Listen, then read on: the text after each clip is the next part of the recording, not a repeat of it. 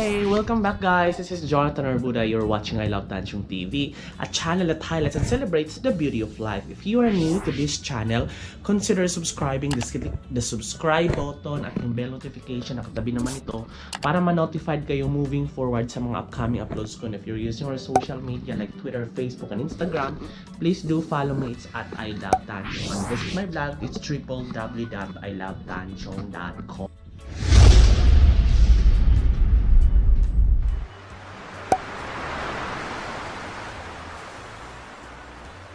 Today, it is December 31. It's the year end for 2019. So maya-maya talaga namang year 2020 na po tayo. So ngayon, alam niyo bongga to kasi nga it's my second day for wearing this new hairstyle na naka-dreadlocks na po ako. Ginawa ito nung 2 days ago. So that was Saturday. So, treatment to, merong gamot nilagay para maging malambot. Ayan o.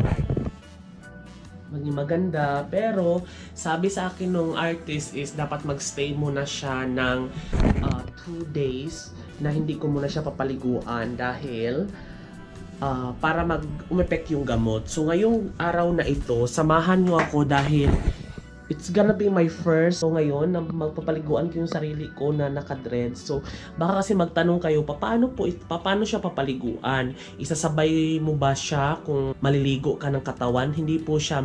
Ibang session po ang paglaban nito kasi nga hindi siya pwedeng pangmadalian. Kailangan natin siyang patuyuin.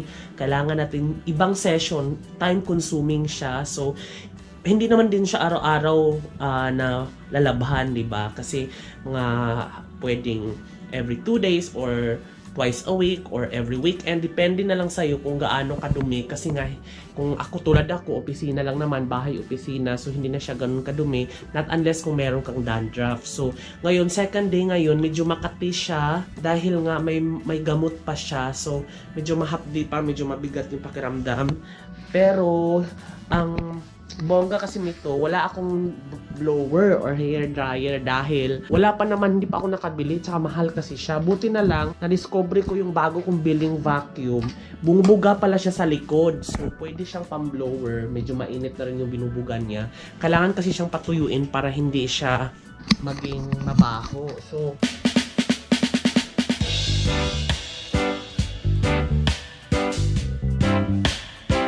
ayan na siya. So guys, nakasikaan na tayo.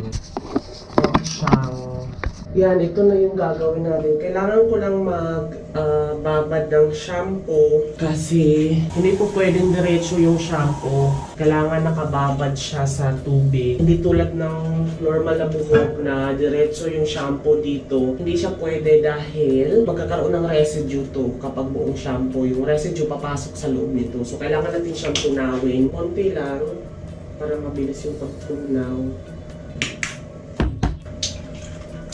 Tunaw na siya, dagdagan natin ng konting mula.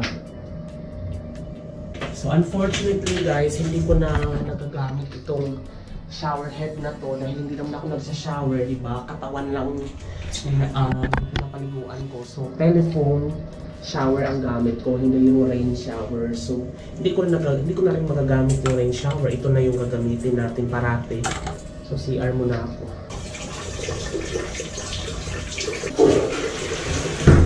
So then, hindi siya yung pangmadalian na ligo. Kasi nga, para siyang lalabahan mo siya eh. So, hindi mo siya pwedeng isabay sa pag-araw-araw. So, ito na siya. So, diretso na natin yung shampoo.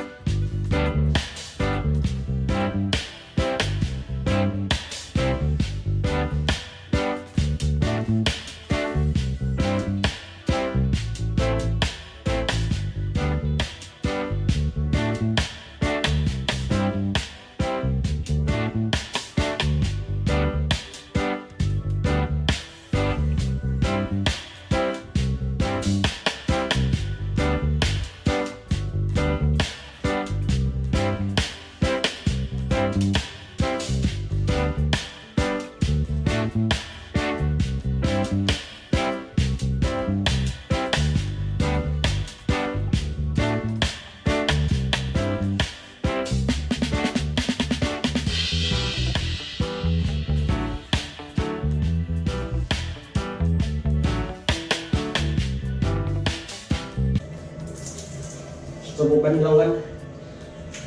babanlawan ko na po siya.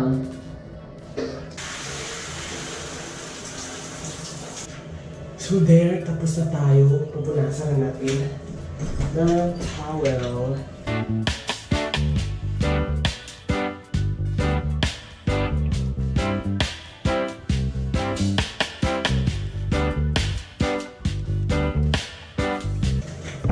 So, ayan. Papatuloyin muna natin yung mga tulog-tulog gamit yung tuwalya. Ay, napagod ako dun ah. Para mamaya pag naligo ako guys, katawan na lang. So gagawin ko itong paglalaban ng dreadlocks ko. Kahit pag hindi siya makati, pag mga ganyan. Baka mga twice a week or every other 3 days or every weekend. Depende kung ano. Kasi hindi naman siya mangangamoy dahil nga para hindi siya mangangamoy, kailangan natin siyang patuyuin guys. Vacuum. In fairness, mabigat siya sa sa ulo pag nabasa.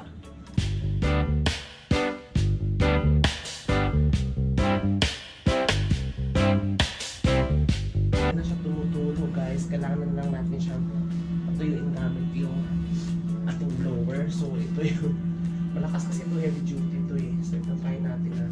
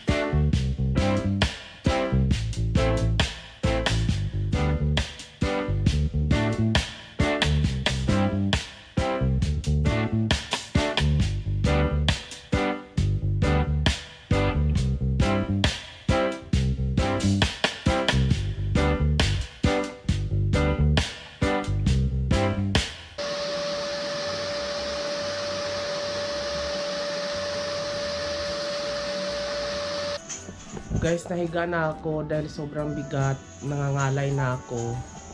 So, anong oras na ba? Bakit tumunog na yung alarm clock ko? Na 7 na yata. Nag-start ako maligo 6. Alas 6. Buti na lang talaga itong vacuum na nabili ko. Dito kasi ito yung sumisip-sip. Tapos ito yung bumubuga. Tapos yung may blower siya. Mainit yung binubuga. So, parang ano na rin siya. Blower na rin. Parang hair dryer. So, ito na yung gagawin ko kasi sobrang... Ito na nga guys, oh. Ito na nga, oh. Nakahiga na ako. Nakahiga na ako kasi nga napapagod na ako sa pagpapatuyo. So, hindi pala talaga siya basta-basta. Life-changing, change lifestyle. Hindi na pang madalian yung buhay ko ngayon. Lahat talaga alam mo yun, alam mo parang kang may tuta na inalagaan na pinapatuyo. Hindi mo pwede siyang pabayaan. So ganun yung feeling ko na parang may responsibilidad ako. And yeah, mukhang tuyo na rin naman after 1 hour. So bababa ko ngayon para makabili ako ng BB oil, para lalagyan ko to ng oil para maganda tingnan. Yun na rin siya. Tara, go!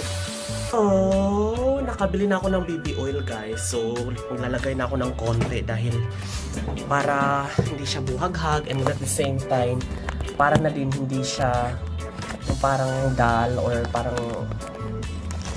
pag iwas dandruff na din kasi di ba para pag nagka-flakes. So, para basa siya tingnan.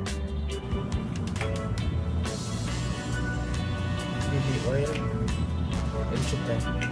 Mineral oil pwede siya, pero BB oil lang ang ilalagay ko para gentle.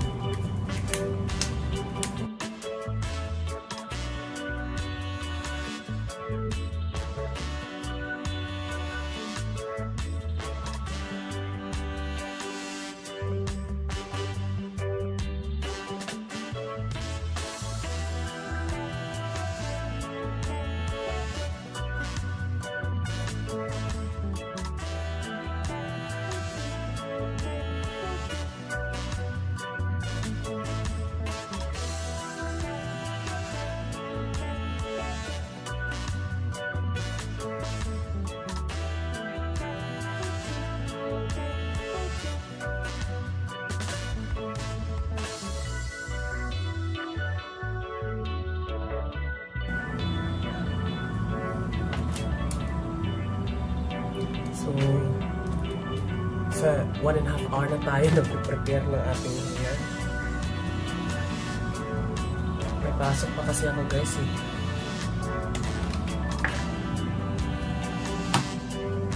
So there, tapos na ang ating hair. Medyo okay na siya. So ang gagawin ko guys ay ibabalot ko na to ng ating t-shirt kasi nga maliligo na ako. So yun yung katawan ko na naman ang ating kasuhin. So para hindi siya mabasa, gagawin ko lang siya. Ayan. Then, yan, ganyan lang siya. Tapos siya tatalian itong aking tali sa buhok. Yan. So, ready na akong maligo for my body. Sobra. Sacrifice si Bite sa journey, Ligo na ko, guys. Bye. Thank you for watching. This has been Jonathan Orbuda saying keep smiling because life is worth celebrating for.